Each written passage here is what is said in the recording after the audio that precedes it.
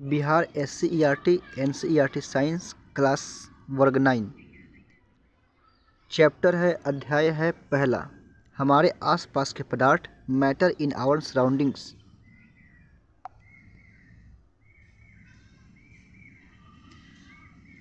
सबसे फर्स्ट पहला टॉपिक है पदार्थ, मैटर या सब्सटेंस। पदार्थ क्या होता है, मैटर या सब्सटेंस क्या होते हैं। What is matter, what is substance. तो पदार्थ का, मैटर का डिफिनेशन है जो कुछ भी खाली जगह घेरता है और द्रव्यमान होता है उसे पदार्थ कहते हैं। Anything that occupies space and contain mass is called matter. इस संपूर्ण सृष्टि पर अगर कोई भी वस्तु, कोई भी सब्सटेंस है, अगर वह जगह घेरता है, स्पेस क्या करता है, स्पेस छेकता है, और जिसमें कुछ न कुछ द्रव्यमान होता है, भार होता है, वेट होता है, उसे क्या कहते हैं, उसे पदार्थ कहते हैं। अब पदार्थ, मैटर यानी सब्सटेंस से जुड़ा हुआ कुछ सब पॉइंट है जो इस प्रकार है।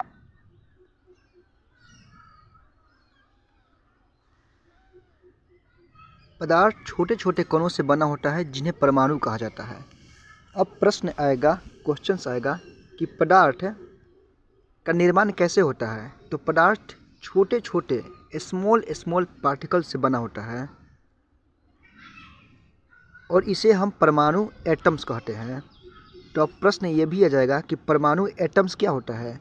तो आंसर में लिख सकते हैं, पदार्थ छोटे छोटे कणों से यानी मैटर स्मॉल पार्टिकल्स से बना होता है जिन्हें परमाणु यानी एटम्स कहा जाता है।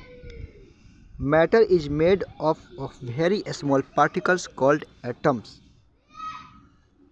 पदार्थ यानी मैटर से ही जुड़ा हुआ एक और पॉइंट है, इन कणों के बीच जगह होती है। इन कणों का मतलब कौन सा, जो पदार्थ का जो छोटा छोटा पार्टिकल्स है, इन पार्टिकल्स के बीच क्या होता है, जगह होती है। तो इन कणों के बीच जगह होती है यानी पदार्थ के कणों के बीच जगह होती है। मैटर यानी सब्सटेंस के पार्टिकल्स के बीच क्या होता है, स्पेस होता है, जगह होता है। This particles have space between them.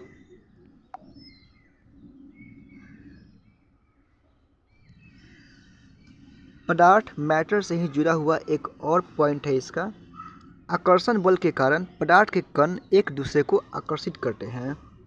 Particles of matter attract each other due to the force of attraction.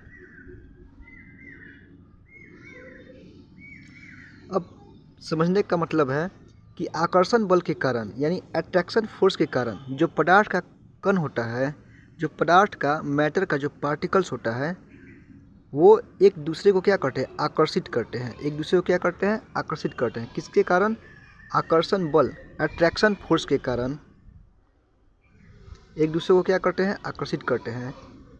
तो प्रश्न ये भी आ सकता है कि किस बल के कारण, यानी कौन सा वो फोर्स है जिसके कारण पदार्थ के पार्टिकल यानी पदार्थ के कण, पदार्थ के पार्टिकल एक दूसरे को आकर्षित करते हैं, अपनी ओर खींचते हैं। तो उस फोर्स का नाम है अट्रैक्शन फोर्स, आकर्षण बल।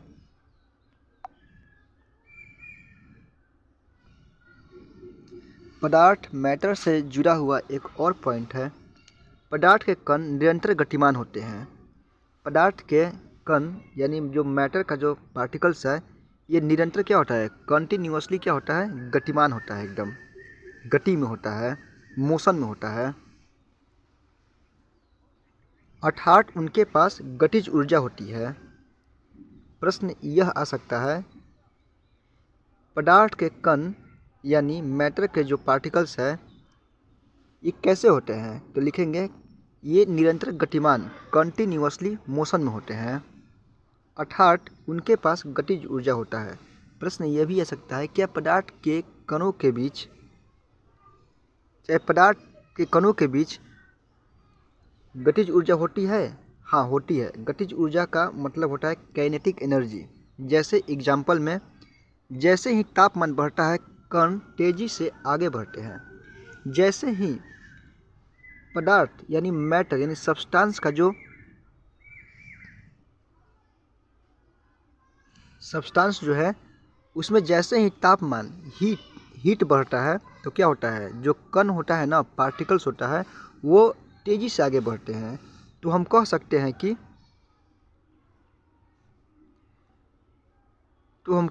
हैं कि तापमान में वृद्धि के साथ कणों की गतिज ऊर्जा भी बढ़ जाती है।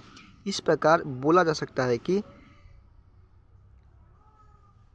तापमान में वृद्धि होगा, यानी जो टेम्परेचर है यानी हीट है उसमें जब वृद्धि होगा तो कणों यानी पार्टिकल्स का जो गतिज ऊर्जा है, कणों का जो काइनेटिक एनर्जी है वह भी बढ़ जाता है।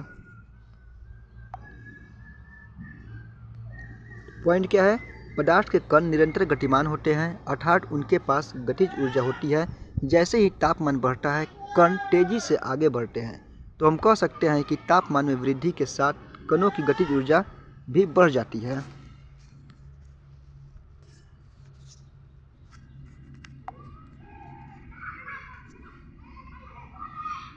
Particles of matter are continuously moving, that is, they possess what we call the kinetic energy.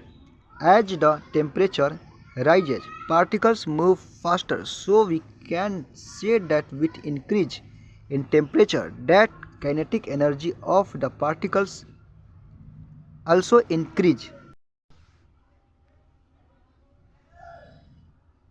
Bihar SCERT NCERT science class वर्ग 9 का चैप्टर 1 हमारे आसपास के पदार्थ मैटर इन सराउंडिंग्स का पहला पार्ट ख़त्म हो गया है।